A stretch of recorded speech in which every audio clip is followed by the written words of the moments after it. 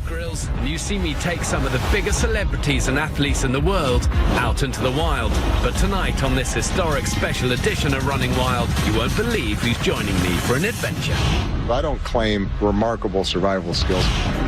I'm sure that Bear's going to give me some tips. Oh, look, here we go. That is bear fur. So what do you do if you confront a bear? You want to make lots of noise, show you're not worth the fight. Yo, bear! The President and I will be journeying through the Alaskan wilderness. I think it's fair to say that I'm not in as good shape as you. Hopefully I'll be able to keep up. Wow, check that out. Unbelievable.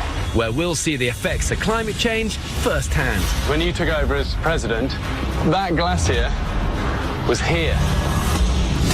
The wild doesn't care who you are. I found this on the riverbank. This was half eaten by a bear. The fact that he told me that this was a leftover fish from a bear, he could have just left that out. Even if you're the commander-in-chief. Put me to work, man. You're about to see a side of President Obama. I made you this morning. Great president, but a lousy cook. I promise you, it's better than anything that you've ever had on this show. You've never seen before. We've got to get a selfie up here. This will be the best view of the lot. For security reasons, I can't have a smartphone. I had to borrow one from my staff. Hey, Joe, what's the code? I need passcode. It's possible you guys could edit that out. Maybe not.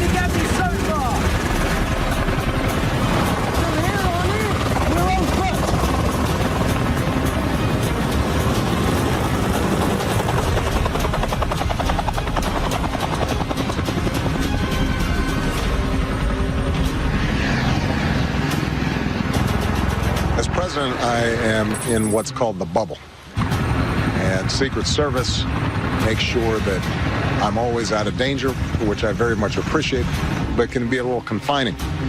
In fact, every once in a while when I go off track, if I do something unexpected, the phrase we use is that the bear is loose, and somebody tries to grab a tranquilizer gun, make sure that they get me back in the cage. So to be with Bear in the woods, it doesn't get any better than that. That's why I'm heading down to the wash, and that's why I should be meeting him. There's one meeting I don't want to be late for. I don't claim remarkable survival skills. I can probably put up a pretty wobbly tent. I might be able to make a fire. I know the bear generally eats just about anything. I'm going to probably stick to some stuff that isn't going to cause me significant stomach problems, because I got a lot of work to do after I finish this show. I'm at the RV point, waiting for the president, nervous. This, for me, is definitely the biggest thing I've ever done in my life. We've taken some amazing people on adventures, but to take the leader of the free world, I just never really imagined it would happen, to be honest. I just really hope I don't get too tongue-tied, because when I get really nervous, I find it really hard to speak. Bear! Hey, Mr. President. How you doing? How do you do, sir? Good to see you, sir. I'm Bear. How are you? Yeah. It's wonderful to meet you. What a great place to meet. It is spectacular. When I first saw him, we were standing next to each other. I can tell it's going to mean a lot to him, this journey, and for me, it's such a privilege to be taking him. This is the first time that I've been able to actually travel other than just the Air Force Base to refuel. So, okay, so first time... First time, setting foot in Alaskan wilderness. Amazing. And it's good company to keep. Thank you. This has got to be one of the best days of my presidency. First of all, I'm not in the office. Second of all, I'm not wearing a suit. Well, we've got a bit of a journey ahead of us. Let's do it. The President and I are here to see Alaska's exit glacier. In recent years, this massive glacier has been receding at an alarming rate due to climate change. We're going to journey across a glacial outwash and through a dense forest to reach the glacier. We're going to try and get to the snout of the glacier. I think it's fair to say that I'm not in as good shape as you. I don't know. You look incredible. As presidents go, I'm in decent shape. You're So not hopefully wrong. I'll be able to keep up. Right, we go. Well, we're in bear country for real. Yeah. So we're going to be smart. They're notoriously lacking in respect for rank or anything. So we're going to look after each other. I've got some bear spray. There you One for go. That's the last line of defence. There you go. Let's do it. I feel bad that I'm looking so. You look good, I look man. like the cat and No, something. no. It's dragged in. That's how you're supposed to look. you know what? If I you were suddenly- looking too clean, I'd be suspicious. I caught a glimpse of myself in the camera lens earlier, and my first thought was, my mum is going to kill me looking like this with the president. Well, I don't think there are rules for the president. I do think that, there are rules for the queen. So you've met the Queen? I have. She's one of my favorite people. She has a great sense of humor, but she doesn't suffer fools very well. She doesn't, and I think she thinks I'm one because I met her and she said, this was years ago, and that's just when we got back from Everest, and she goes, and your name is? And I went, I can't even remember my name. I couldn't talk. she moved on. I thought, I've blown it. My one chance, I've blown it. Well, listen, I really enjoyed watching your shows and your work, and one of the main purposes of our trip here is to highlight the effects of climate change and what's happening to the planet. And people need to see it and feel it, as opposed to just reading a bunch of numbers on a page. Well, you're so right. I think speeches are one thing, but I mean, we live and breathe this stuff every day because we're out in it and we see the harsh kind of reality of it. And a lot of it actually is quite shocking. That's exactly right. And, I've got 2 daughters, and I don't want grandkids too soon, but eventually I hope to have some. I want to make sure that this is there for them, not just for us. For sure. The thing is, if we don't, Right. it will go and you can't get it back. It doesn't come back. Yeah. Okay, we're going to come and show you this Let's thing. do it. Okay, so here, choices. We can either hit the river, it's going to be cold, fast-flowing, dangerous. We're probably better off tucking up this little re-entrant through the forest. Let's do it. And do it that way. Come on. All of this alder forest is pretty dense. It's hard work to get through, but also I'm super aware it's classic bear territory. And, you got the President of the United States with me, so we've just got to take our time and get it right in here. Coming up. Oh, look, here we go. That is bear fur. You know when bears are most dangerous? When's that? If you surprise them, fornicating. Well, I think that's probably true for humans as well. That's true. We can cook on that. So my goal is to cook you the presidential lunch of your life. I've seen some of the things Bear eats. Hopefully, he's got something that you might see on a plate. So normally when we do these journeys, it's a pretty small team that makes it happen. But when you're dealing with the president, obviously there's a little bit more involved. You've got the Secret Service, the White House staff, the press corps. It's a lot of people to manage. So there's even a guy out here who checks that everything that the president eats is safe. I just hope he's okay with my plans for the president's lunch.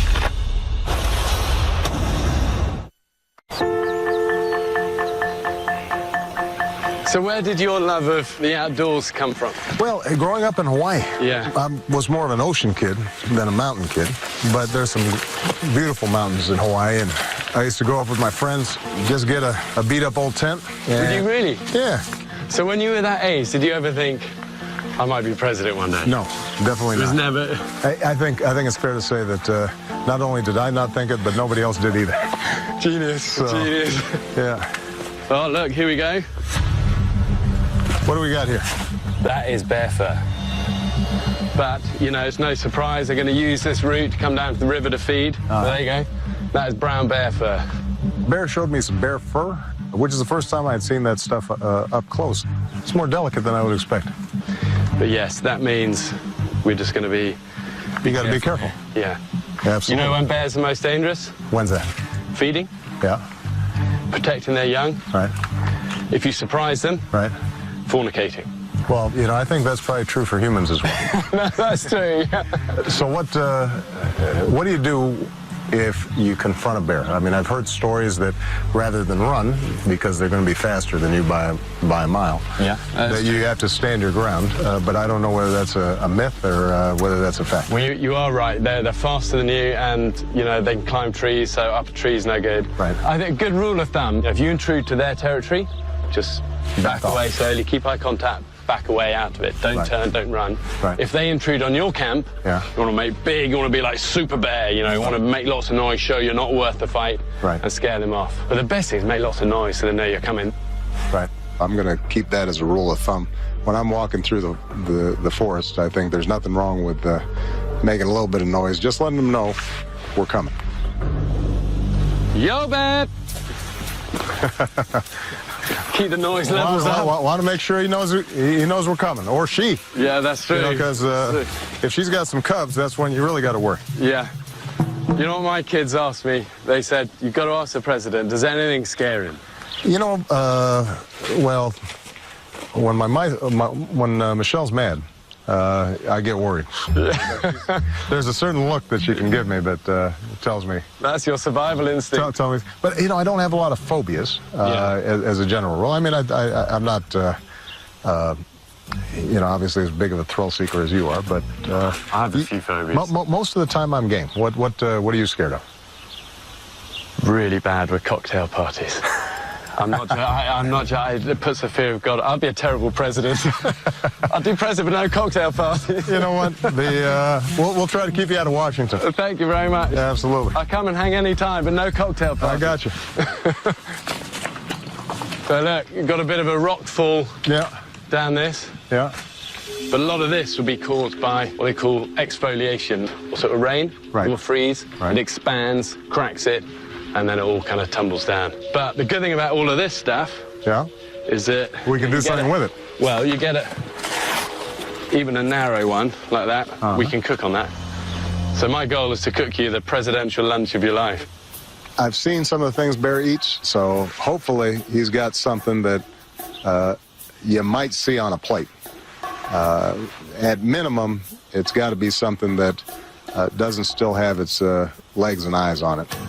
And then all of this is alder, all these trees. Have you heard of catkins? No. Let's see if we can see some. These are small ones. So what are these? But we can make tea out of that. Here we go. Here's some. I'll tell you what. Give me a. Just spot the. Yeah. One of the things that Bear is able to do is to constantly reconnect people to that more basic elemental experience that we all have when we're out in the open. We don't have televisions and we don't have cell phones. Pick a couple of these ones off. Now some of these look kind of... The little green... I got you. That's a good one right there. He's got a great spirit. And to learn from him some of the basics of survival, I think that's something that everybody thinks is pretty cool.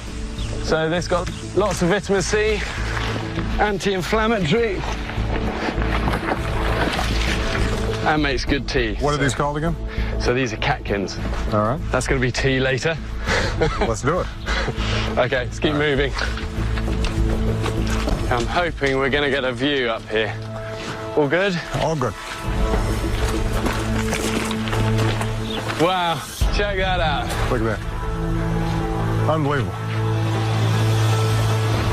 This glacier is attached to this massive ice field. This is the tongue of it, Yeah, the Harding ice field. This is the largest ice field in the United States, covering 300 square miles. But it has shrunk an alarming 812 feet since 2008. But the crazy thing is, when you took over as president, 2008, that glacier was here. Yeah, that's how much we've lost. That's how, exactly, yeah. Just in that short period of time. When you see this glacier, it gives you a sense of the magnitude of them. But what you're also reminded of is how far it's already receded, and just since my presidency. And it underscores once again why it's so important for us to pay attention to climate change and understand that there's something that we can actually do about it. Coming up, we've got to get a selfie up here. This will be the best view of the lot. For security reasons, I can't have a smartphone. I had to borrow one from my staff. Oops, I did. Oh, come on, President, you've done it again. This is excruciating. This is a sign that I don't have a smartphone. I've had to swim in this a lot. Have you? So, yeah, naked. Yeah, that's not something we're going to do either.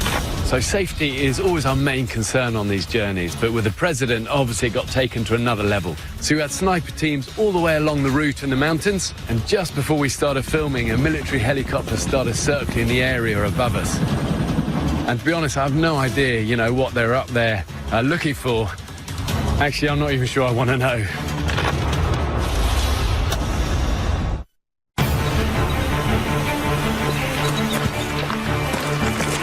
Wow, check that out. Look at that. Unbelievable. That's cool, isn't it? It's quite a special moment when we come out of the forest, come over this rise, and bam, right in front of us is this huge, giant white face of the snout at the end of the glacier. And we just kind of had a moment of taking it in and him realizing this is why he's fought so hard for all he's doing to try and protect our planet. You know, most problems in the world, as tragic as they may be, are fixable. You know, you can reverse trends. This is one of those trends where if it starts accelerating too fast, then we can be too late. But the key is over this next decade, for all the countries, all the big emitters, the United States, China, the European countries, to make sure that we are putting in place a global agreement. And the good news is that technology is advancing much more rapidly than I think even I anticipated. When I came into office, solar power was still significantly more expensive than power generated from fossil fuels. And there's no reason why we can't transition entirely off of fossil fuels, but we've got to get started now. And that means everybody's got to participate. Simple things like turning off the lights, buying a fuel-efficient car, maybe an electric car. Those things make a difference. They add up. I think kids want to be part of that. They want to make it. I mean, we live in a place, this little island, and it's 100% off-grid. Yeah. You know, it's wind and solar power. And the kids love it, 'cause the whole thing is an adventure. It's someone of that age that will really then take what you're putting in place and really then change the world. Yeah, that next generation, I think, is ready and willing. We just got to kind of get out of the way. We tend to hold folks back. It's not too late. If we begin transitioning now, we can slowly taper down the amount of carbon that we're releasing. It's like driving a car towards a cliff. You don't have to screech to a halt. You have to start tapping on the brakes. We still have enough time that if we tap on those brakes and we slow the car, then we're going to be able to stop it well beyond the point of no return. But we've got to start now. We've got to get a selfie up here. This will be the best view of the lot.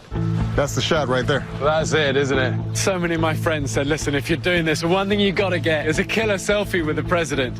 And we came for this amazing big flat rock. And I thought, that's the place. Come on, we got to get this. Just a quick one. I got my phone, too. Okay, here we go.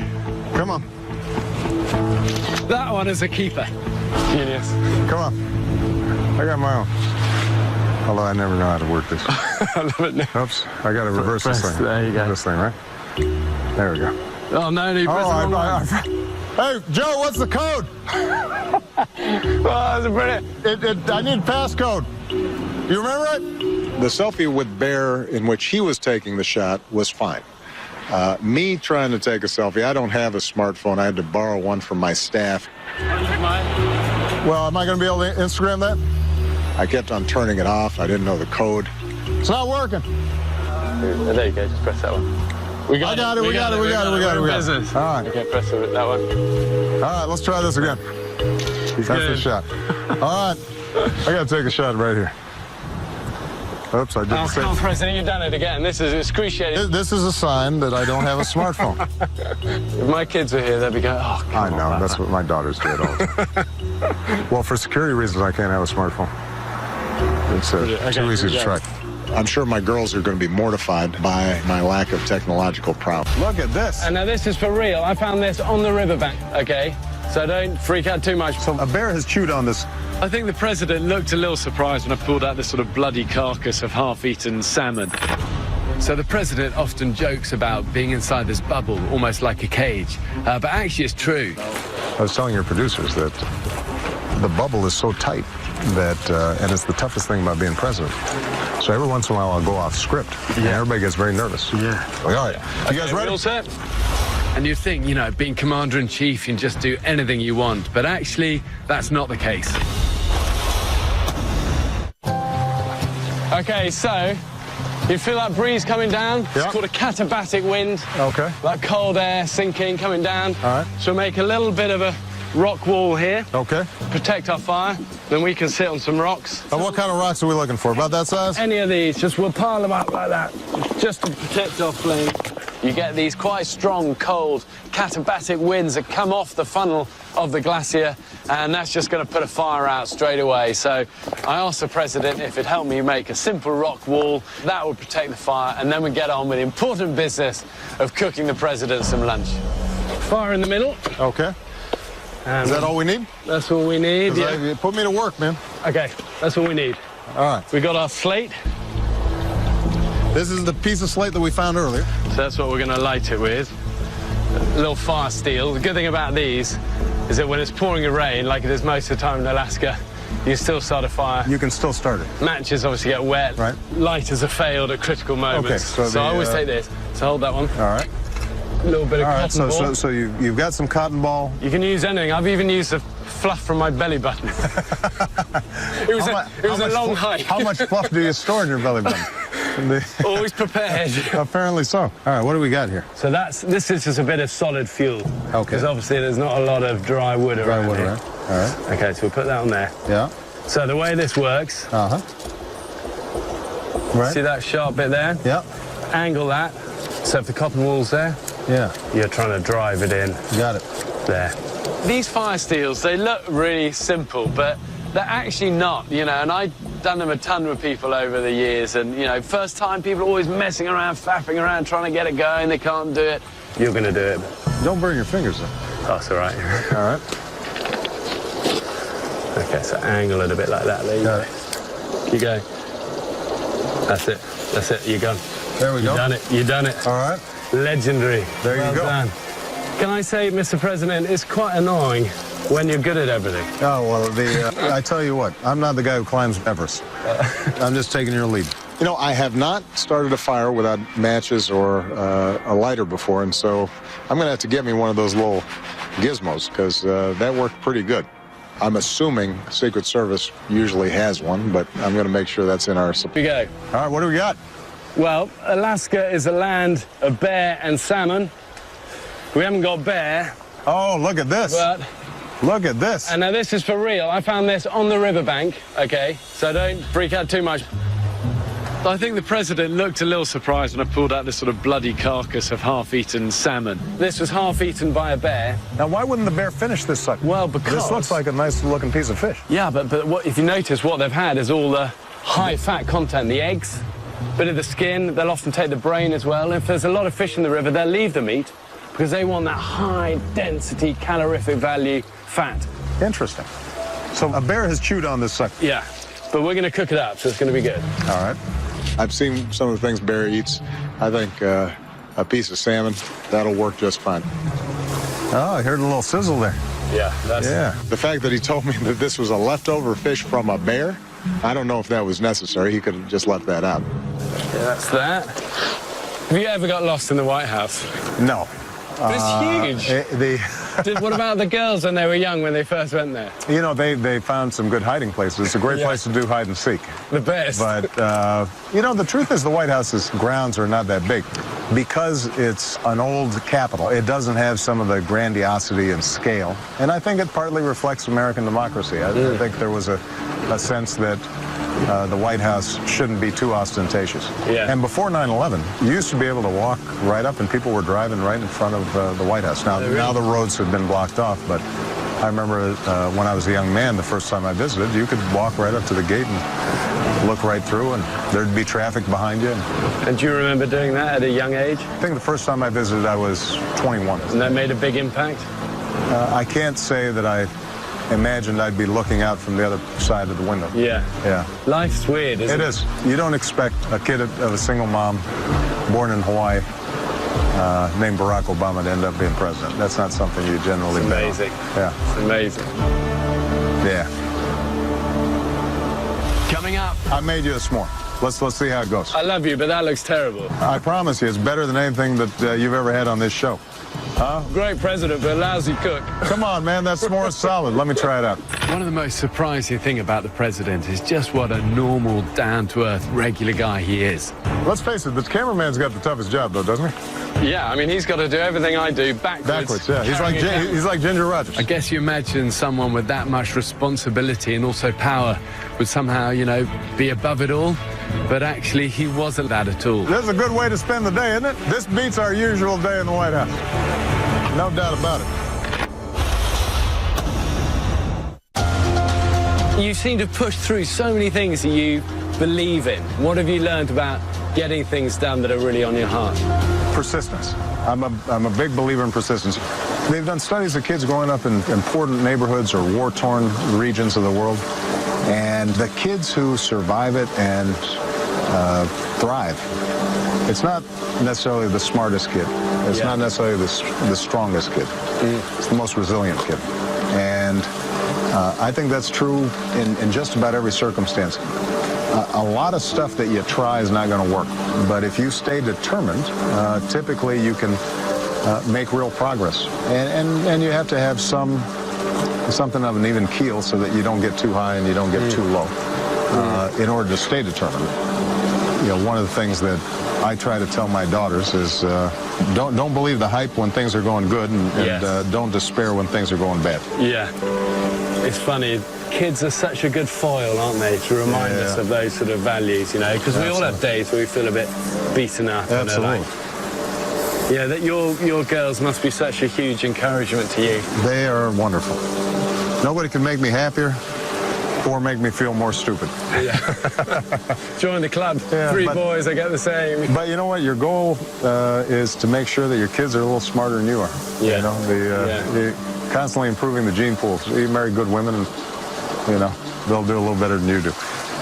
When you were growing up, did you know that you wanted to spend this much time outdoors? Was this just sort of in the DNA and the environment and how you grew up? Well, my dad was a commando and a climber, and at a young age, all I wanted to do was hang out with him, climb together, be together. And as a young kid, it was the only thing I was good at. I was always the kid that climbed the highest tree out the buildings. And, you know, somebody said to me age 7 that I could have a job that involved climbing up stuff, getting muddy, being outside, doing this sort of stuff. I would have thought I was the luckiest man in the world, you know. So I've always tried to pursue what I love and what I'm okay at naturally. And, you know, I'd just be super lucky. I had a great team around me and stuff, and I would never have thought I'd be doing this. I'm with the President of the United States. The whole thing is totally mad.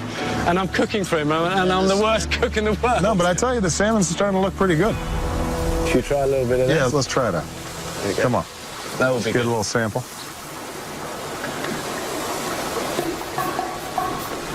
That's tasty. Can still smell the bear breath on it.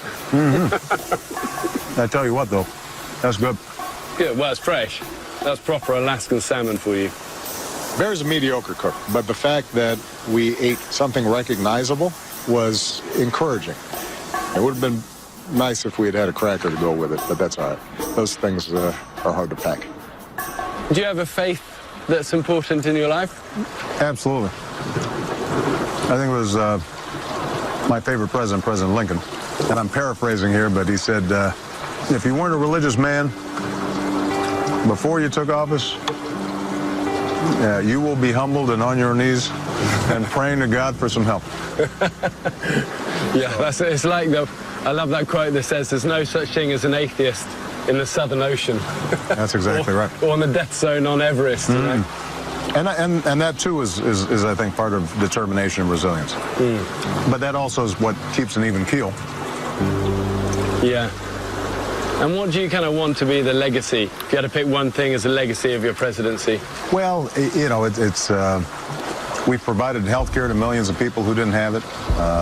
We repaired an economy that was globally on the brink of a Great Depression. But this climate change agenda is as important as anything I'm going to do. I think it will have a more significant impact on the lives of future generations as just about anything. And we're still a long way from getting it right, but it's something that working together, I think we can make a difference on. Coming up. Now, I had always heard if you drink your own pee, all that's going to do is just dehydrate you further. If you're out in the wild and you've got nothing else, you don't want to be wasting. That's fine to re-drink. It seems to be Bear's main claim to fame is that he drinks his own urine. So when I was cooking lunch for the president, the guy who checks that all of his food is safe was kind of, you know, watching me like a hawk. And it turns out the White House actually has a very strict policy about the president not being seen to eat anything on camera, let alone a half-eaten salmon. I sort of expected the president's food advisor to, step in and stop the filming, but I kind of think he was, following the president's lead. That's tasty. And luckily, good for him, the commander-in-chief was up for it.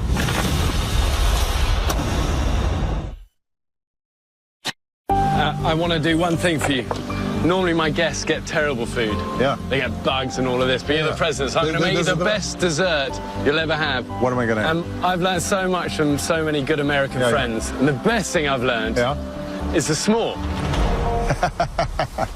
Now, in Hawaii every year, we have a bonfire on the beach and we make s'mores. Yeah? So, okay, well, you're the s'more expert. I'm not. Sasha is the s'more expert. Okay, so talk me through it. You put your marshmallow on the stick. Okay. We're going to do this directly over the flame. Sometimes they catch fire. That's half the fun. That one's working right there. All right, now we're gonna put the marshmallow on. Oh, look at this. This looks insanely good. And then you get your other cracker on top there. I officially say the president's made me a s'more. I made you a s'more. Let's see how it goes. I love you, but that looks terrible. I promise you, it's better than anything that you've ever had on this show. Huh? Great president, but a lousy cook. Come on, man, that s'more's solid. Let me try it out. Oh, it's good. I think we've earned it. We've burned some calories. That's not bad, man. What are you talking about? That's good. Come on. Not as good as your salmon, but pretty good. When they announced that we were doing this, there was a petition on the White House. What they want me to eat? They said, you got to get the president to drink his own pee, and all the Secret Service went, you'd end up in some jail somewhere, It's like... This seems to be Bear's main claim to fame, is that he drinks his own urine. I suppose in extremis, it's something that I would do if the alternative was death. It's not something I'd make a habit of, and I probably wouldn't do it just for a TV show. Now, I had always heard if you drink your own pee, all that's going to do is just dehydrate you further. If you're really dehydrated already, so you're peeing out brown pee, right? It's pure waste product. It's not going to help. It's not going to do it. But if you're well hydrated and you're out in the wild, you've got nothing else. Right. You don't want to be wasting. That's fine to re-drink, and it will help you. And there are a lot of stories of people drinking their own pee and actually saving their lives. So, okay, so the notion would be that you might want to actually drink some pee even while you still have some water. The key is to drink it while you've still got some water. Got it. So but once you're really dehydrated, then it's gone. Because the notion is that you stretch it out a little bit. I did learn something, though. If you kind of mix in some urine while you still have water and you're relatively hydrated, that can stretch your water supply out a little bit. I feel fairly confident that I'm never going to find myself in that circumstance, but it's good to know. I'll file that in the memory banks. I've shared some camps with some amazing people over the years, and one thing I love about campfires in the wild, it's the ultimate leveler. But this for me has been my favourite. You're amazing. It's been wonderful. What a great way to spend a day. And the s'more gets better and better. Okay, we're heading on down. All right, we put out our fire here? Yep, that's the key thing. Oh, we've got to have our catkins tea. We've got to try our tea. Catkins are also good for flatulence. Well, not a problem I have, but perhaps you do. My kids, I tell you what, my kids need catkins and plenty of it. All right, let me try it out. That's nice. Okay, good. Yeah, that was pretty good. Okay, that's where we're heading, and then we're on our way. Okay. All right. Good, let's do it. Would you ever encourage your girls to go into politics? No.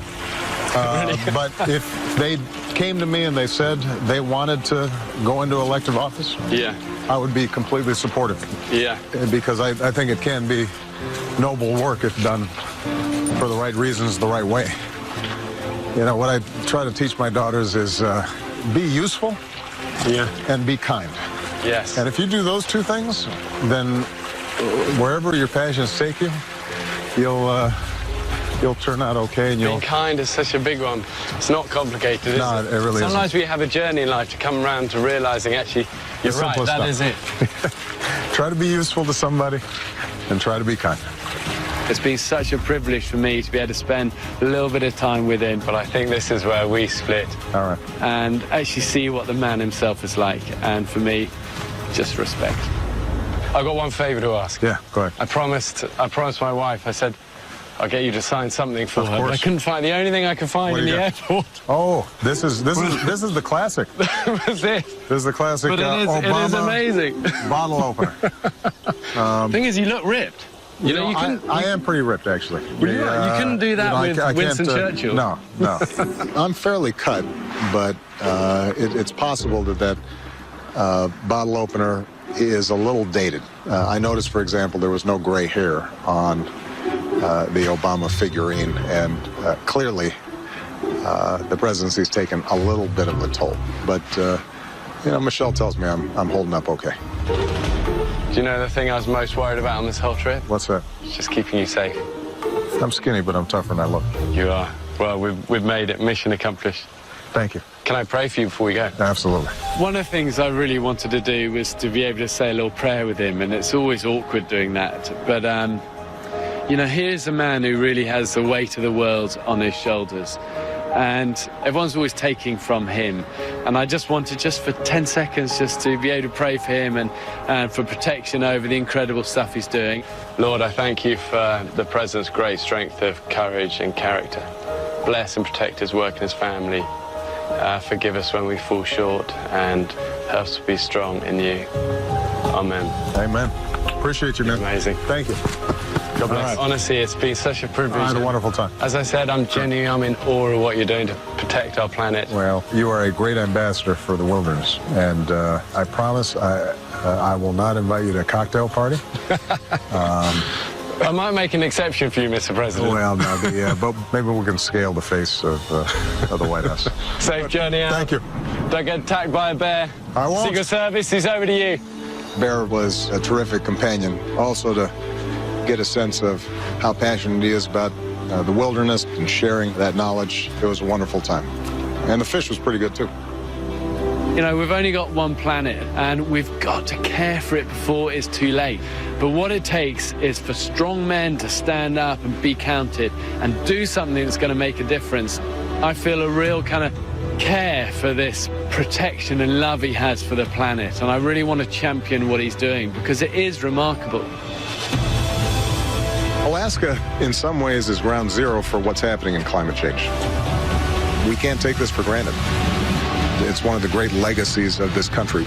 We started the movement for national parks, for preserving huge chunks of wilderness, and that's part of what sets America apart. If we ever lose that, then we're going to lose an essential part of who we are.